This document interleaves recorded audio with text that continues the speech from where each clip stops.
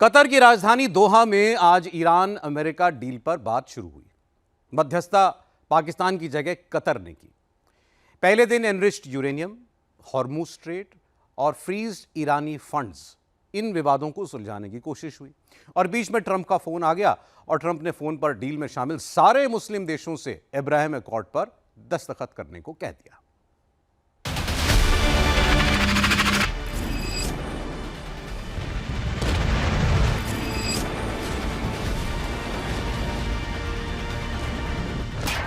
Trump युद्ध खत्म कर देंगे या तबाही मचा देंगे।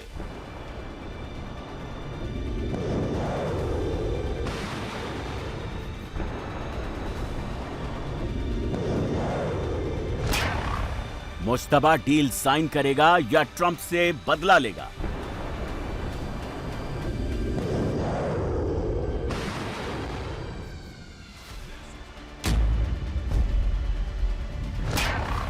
साठ दिनों का युद्ध विराम बढ़ेगा या महाविनाश होगा।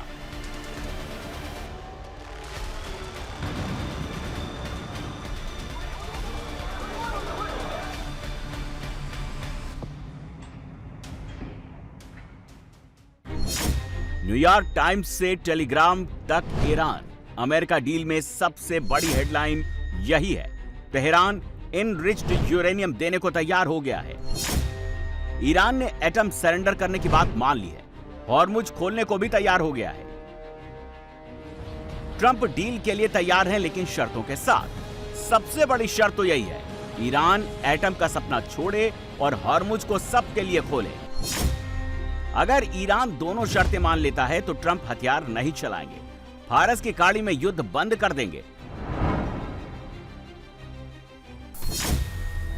अगर ईरान ने डील नहीं साइन की तो ट्रंप क्या करेंगे, वो बात इस तस्वीर से समझ सकते हैं। यह अमेरिका के फाइटर जेट में लगा मार्क 84 बम है, जिस पर लिखा है, इस पर ध्यान देने के लिए शुक्रिया। मार्क 84 बम 2000 पाउंड का फ्री फॉल हवाई बम है। इसे मजबूत ढांचों, बंकरों, इमारतों और सैन्य ठिकानों को तबाह करने के लिए इस्तेमाल किया जाता है। ट्रंप मार्क 84 दिखाकर इस्फहान को उड़ाने की धमकी दे रहे हैं। यहीं पर 440 kilo enriched uranium underground tunnel में ईरान ने छिपा कर रखा है। ट्रंप की धमकियों पर ईरान ने जवाब दे दिया। डील में न्यूक्लियर पर कोई कमिटमेंट ईरान ने नहीं किया। ईरान अगले 30 से 60 दिनों तक परमाणु के मुद्दे पर अमेरिका से कोई बातचीत नहीं करना चाहता। ईरान ट्रंप को चढ़ाते हुए कह रहा है, अमेरिका पर उसे कतई भरोसा नहीं। अमेरिका का रिकॉर्ड समझौतों के मामले में बहुत खराब है। अमेरिका पहले कुछ और कहता है, जब दूसरा देश डील मान लेता है, साइन कर देता है, तब अमेरिका पलट जाता है।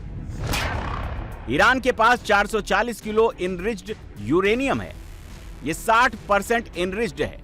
अगर 30% और एनरिच्ड कर लिया जाए तो इससे 10 से 12 परमाणु बम ईरान बना सकता है।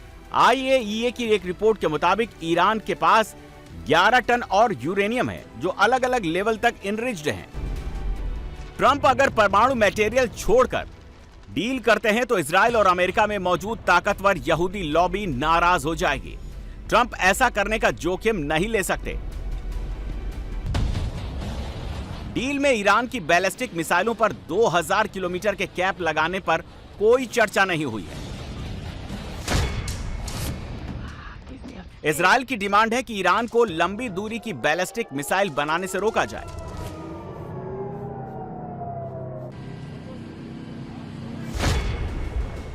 ट्रंप इसीलिए 50-50 का ऑप्शन लेकर चल रहे हैं। अगर ईरान ने डील नहीं मानी तो फिर युद्ध दोबारा शुरू कर देंगे। इजराइल भी यही चाहता है।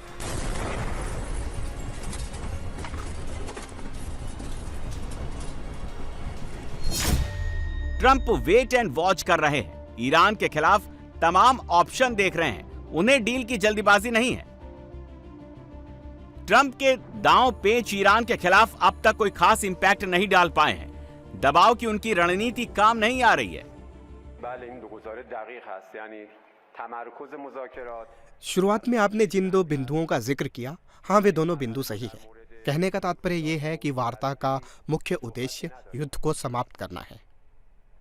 और इस स्तर पर हम परमाणु मुद्दे के विवरण पर चर्चा नहीं कर रहे हैं। धमकियां, दबाव, गलत चित्रण और व्यंग्य चित्रों का प्रकाशन दुनिया के दूसरे हिस्से में राजनीतिक दांव-पेच का हिस्सा है।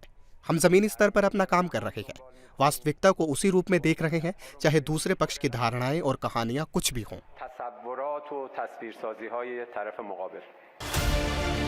ट्रंप अगर बिना परमाणु मटेरियल लिए ईरान से डील कर लेते हैं तो उन्हें बराक ओबामा से बुरा राष्ट्रपति माना जाएगा। जब जब परमाणु डील की बात आती है, ट्रंप ओबामा का नाम लेकर माहौल बनाते हैं। वो मुद्दा भी उनके हाथ से चला जाएगा। 2015 में बराक ओबामा और ईरान के बीच एक डील हुई थी। ईरान को डील के बदले 1.7 अरब डॉलर का फंड मिला था।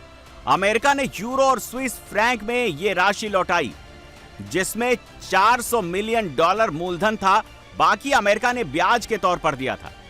ओबामा प्रशासन में ईरान को 100 अरब डॉलर के फंड का इस्तेमाल करने की भी छूट मिली थी, जो चीन, भारत और तुर्की के बैंकों में जमा था। ईरान चाहता है कि जैसे 2015 में ओबामा ने किया, वैसा ही 2026 में ट्रंप करें, ईरान का फंड डिफ्रीज कर दें।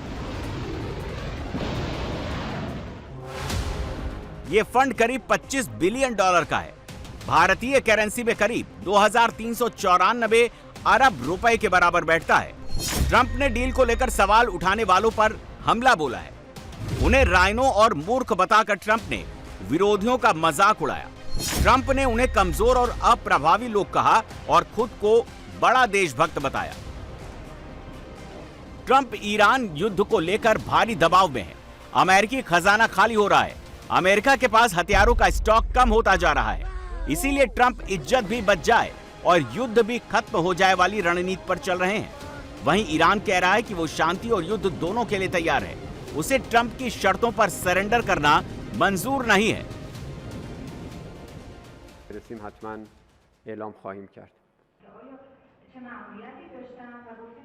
ईरान आत्मरक्षा के मामले में किसी भी विकल्प से इनकार नहीं करता।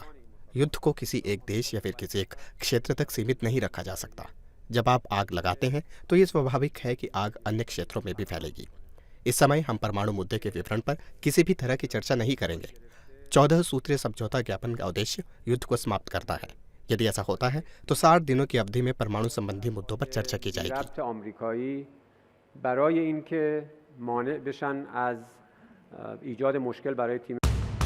ट्रंप की आर्ट ऑफ डील हॉर्मुज में भी बहुत कमाल नहीं दिखा पा रही है। ईरान हॉर्मुज खोलने के लिए तो तैयार हो गया, लेकिन कंट्रोल अपने पास रखने की शर्त पर। बस फर्क इतना है कि ईरान अब टोल नहीं वसूलेगा। वहां से गुजरने वाले तेल जहाजों को जो सुविधाएं ईरान देगा, उसके बदले फीस वसूलेगा। 28 फरवरी को जब युद्ध शुरू हुआ था तो हॉर्मुज का समुद्री रास्ता सबके लिए खुला था। ईरान ने बाद में इसे बंद कर दिया और इजाजत के बगैर जाने वाले जहाजों पर हमले शुरू कर दिए। ट्रंप ने ईरान पर दबाव बनाने के लिए ईरान के बंदरगाहों और जहाजों की नाकेबंदी कर दी। ईरान की शर्त है ट्रंप पहले नाकेबंदी हटाएं, तभी समझौता होगा। ट्रंप इस बात पर अड़े हैं कि ईरान पहले शांति समझौता करे, तब अमेरिकी नाकेबंदी हटाई जाएगी। ट्रंप यहां पर भी ईरान को युद्ध से पहले वाली स्थिति में ला पाने में असफल रहे। हॉर्मुज पर भी फिलहाल जीत मुश्तबा की ही दिख रही है। ईरान अमेरिका डील पर बातचीत का सेंटर अब इस्लामाबाद से दोहा शिफ्ट हो चुका है। ईरान को मुनीर और पाकिस्तान पर भरोसा नहीं है, लिहाजा अब अमेरिका से डील दोहा में हो रही है। ईरान की तरफ से गालिबाफ, विदेश मंत्री अब्बास अरागची और ईरान के सेंट्रल बैंक के गवर्नर दोहा में मौजूद हैं। कतर के प्रधानमंत्री ईरान और अमेरिकी टीम के बीच बातचीत करा रहे हैं। दोहा में पहले दिन हॉर्मुज यूरेनियम फ्रीज फंड पर बातचीत हुई। रिपोर्ट्स के मुताबिक कुछ ही मदों पर प्रगति हुई है। परमाणु और यूरेनियम पर बातचीत के लिए 60 दिन की अलग विंडो बनाई गई है। अब सवाल उठता है, डील इतना धीरे धीरे क्यों बढ़ रही है? सुप्रीम लीडर मुस्तफा का रोल क्या है? रिपोर्ट्स के मुताबिक ईरान जवाब देने में लंबा टाइम लगा रहा है। अब उसकी वजह सामने आई है। अंतिम फैसला सुप्रीम लीडर मुस्तफा कर रहा है। मुस्तबा इस वक्त तेहरान से दूर किसी अननोन लोकेशन में है। मुस्तबा तक डील का हर मसौदा कुरियर से भेजा जा रहा है। मुस्तबा का जवाब भी कुरियर के जरिए आता है। मुस्तबा ऐसा इलेक्ट्रॉनिक सर्विलांस से बचने के लिए कर रहा है। मुस्तबा को डर है कि अगर वो आधुनिक संचार माध्यमों का इस्तेमाल करेगा तो CIA और मोसाद उसके अंडरग्राउंड बंकर का पता लगा सकती है। मुस्तबा के बारे में रिपोर्ट यह भी है कि वो घायल है। उसका चेहरा पूरी तरह से ठीक नहीं किया जा सका है। IRGC और ईरान की सुरक्षा से जुड़े लोग भी लगातार दबाव बनाए हुए हैं। ईरान एक तरफ बातचीत कर रहा है तो दूसरी तरफ अपनी मिसाइलों को भी तैयार कर रहा है। अगर बातचीत फेल हुई तो ईरान युद्ध में ट्रंप को हराएगा। ईरान ने अपनी लेटेस्ट खैबर शिकन मिसाइल की तस्वीरें जारी की हैं। खैबर शिकन मिसाइल की रेंज 2000 किलोमीटर की है। यह मैक 10 की स्पीड से उड़ान भरती है। हवा में रास्ता बदलने के लिए चलती है। ठोस ईंधन पर चलने वाली यह खैबर शिकन ईरान की चौथी पीढ़ी की मिसाइल है। इसे 15 मिनट में लॉन्च किया जा सकता है। खैबर शिकन मिसाइल का दूसरा नाम खैबर विध्वंसक भी है। इसकी जिग जैक स्पीड इजराइल और अमेरिका के एयर डिफेंस के लिए बड़ा चैलेंज है।